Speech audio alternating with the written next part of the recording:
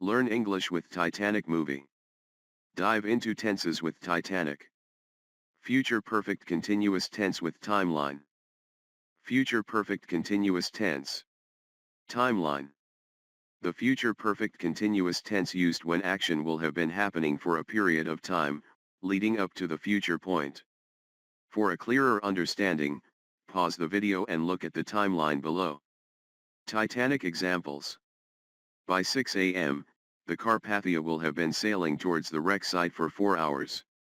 When the rescue ships arrive, the survivors will have been floating in the icy water for a long time. By the time the sun fully rises, the band will have been playing their music for many hours. In 2 years, the deep-sea explorers will have been searching for the missing pieces of the ship for a decade. By the time Rose is 100 years old, she will have been keeping Jack's memory alive for over 80 years. Like, comment and subscribe.